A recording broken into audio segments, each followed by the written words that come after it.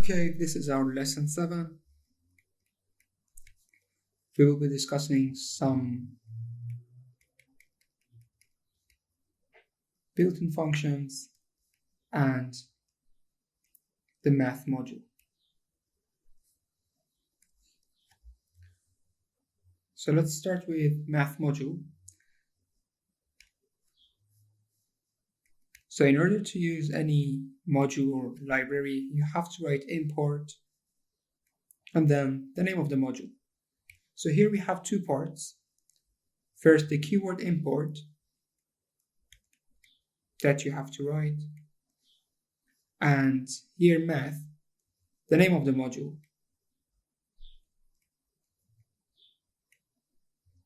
So as you can see, we have lowercase letters. So where to write import math in the code? You can write it whenever you need to use some functions from that module, but it's a nice practice to write it on top of your code before the rest of your code. Import math. So imagine this is your code. So you write import math and then you've got the rest of your code.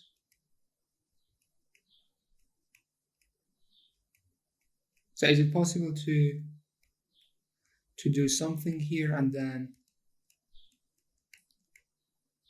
import math and then the rest of the code? It is totally fine, but as I said, this one is a good practice.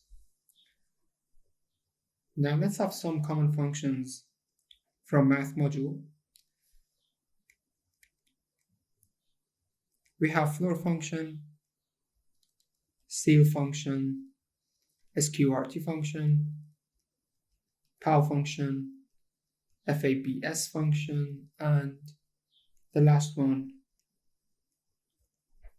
factorial function. Do we have more functions? Of course we do, but these are the common ones. Now let's discuss each of them. We've got floor. So in the code, you don't write floor and then the value inside parentheses. First, you have to write math, the name of the module, and then the name of the function from the module. And here I just write x, which is an argument. We will discuss functions and arguments, parameters in other courses. Let's have some examples. Math.floor 2.3. So what will happen to 2.3? Or what does floor do? It rounds down a number to the nearest integer.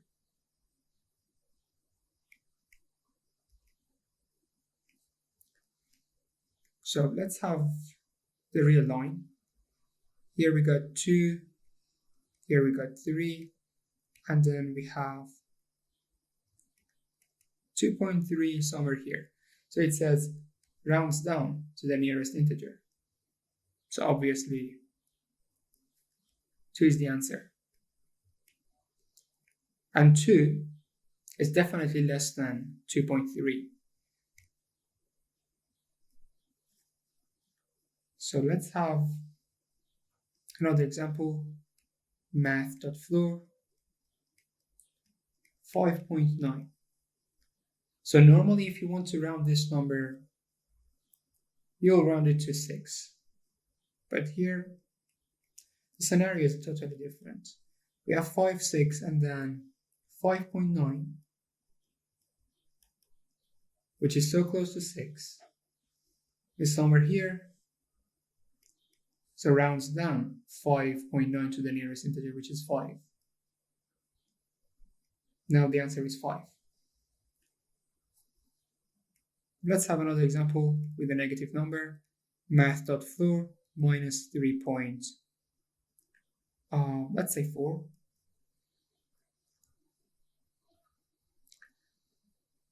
So I've got minus 4 here, minus 3 here, minus 3.4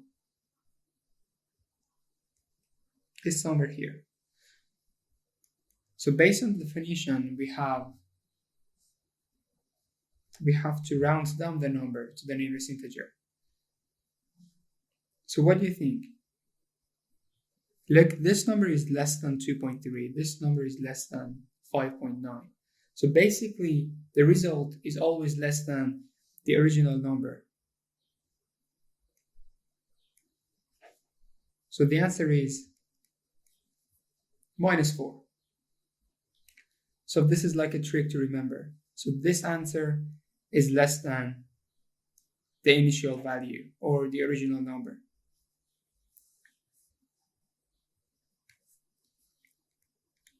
The second function is ceil function, which is totally the opposite of floor function. So what it does, it rounds up a number to the nearest integer. Let's have some examples. Math.ceil 6. Okay, let's say 6.1. Math.ceil -2.9. And the last one, math.ceil 5.9. So let's have a line for the first example, 6.1. Let's have 6 here, 7 here. 6.1 is close to 6. So normally, if you want to round this number, you round it to 6. But here it says rounds up. Now the answer is 7. So the result is always greater than the original number. Now let's have this example, -3, and here we've got -2. So what we have here, -2.9, which is so close to -3. So we have to round up the number to the nearest integer. So if you say -3, it will be less than -2.9. So remember, this number is always greater than the original number. So we get -2. And the last example, we've got 5.9. Let's have 5 here, 6 here, 5.9, obviously close to number 6. So rounds up the number to the nearest integer. We get 6.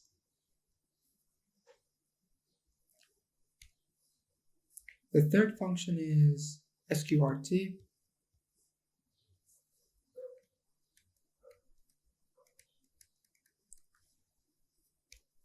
So this is for finding square root of a number. So if you want to find square root of a number, you will use sqrt function from the math module. Math.sqrt, and you write your argument, which is the number.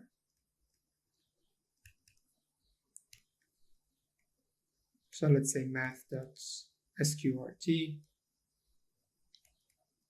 for example 16, and you'll get 4. Math.sqrt 25, and you'll get 5. So as I told you, we have another way to find square root of a number. You can use exponentiation operator.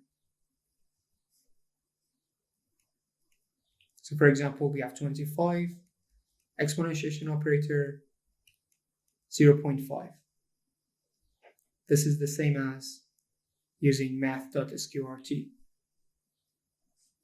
And a reminder for you, let me change the color. Square root of x equals x to the power 1/2 or x to the power 0.5. The fourth one is pow function, short for power.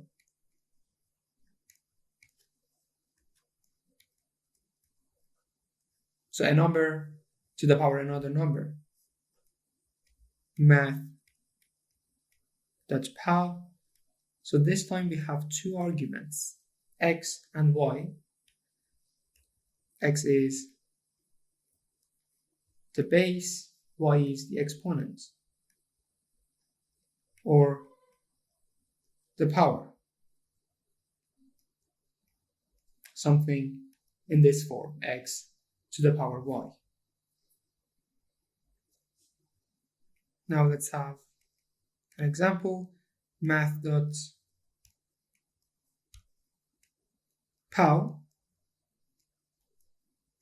We have 2, 3, and of course, you know the answer, which is 8.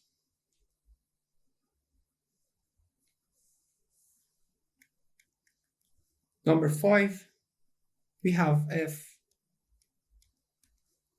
FABS to find the absolute value of a number. So we have these two vertical bars and then the number inside.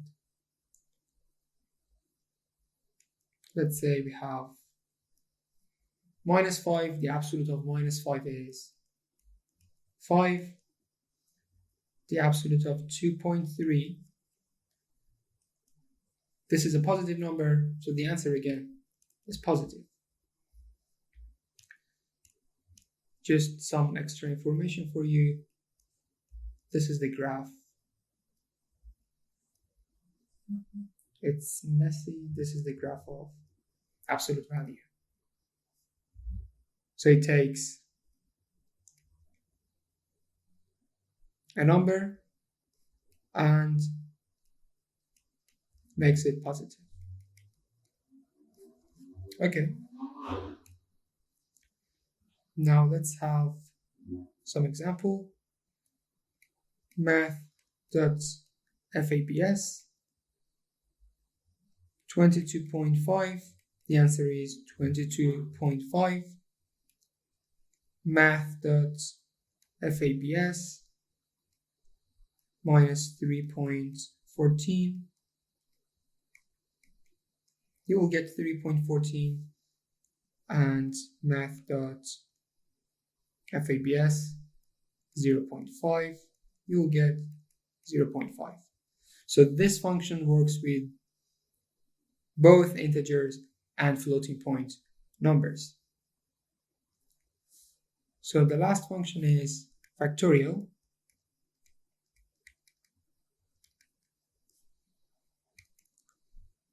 So factorial of a number. For example, we have 5 factorial, 5 exclamation mark. It means 5 times 4 times 3 times 2 times 1.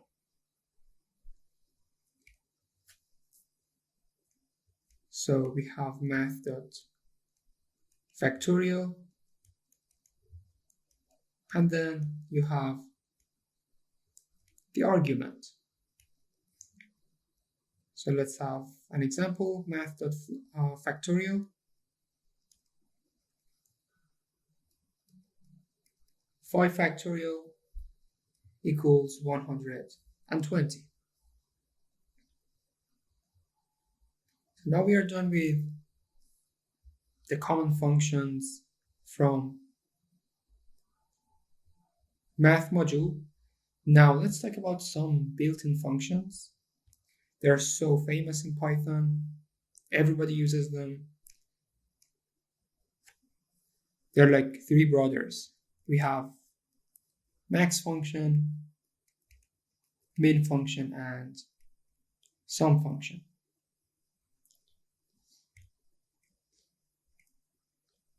So here, for max, to find the maximum element,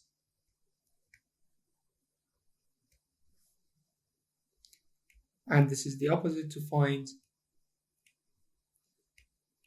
the minimum element, and the last one to find the sum of all elements in a sequence. So we need a sequence, we need a sequence, we need a sequence. So what I mean by sequence, you have, for example, the function max, and then a list of number. So this list is basically a sequence of elements. We have tuple, we have list, we have string. I will discuss all of them in other lessons. But now let's solve one example for each. So using max, no need to write anything before max. We just write max, which is a function, a built-in function that you can use. Max, and then you pass a sequence of elements: -2, 10, 3, 52, 22, let's say 7. So if this is your sequence, what is the maximum element? 52 is the maximum element. Now let's have another sequence: -5, 10, -12, 0, 6, 100. Now what is the minimum element? It's -12. So this number here or this number here can be anywhere in the list, in the sequence, so it doesn't matter. Here it's somehow in the middle, here somehow in the middle. It's not always in the middle, it can be anywhere in the sequence. And the last one is sum function, sum of elements in a sequence. Let's have 1, 2, 3, 4.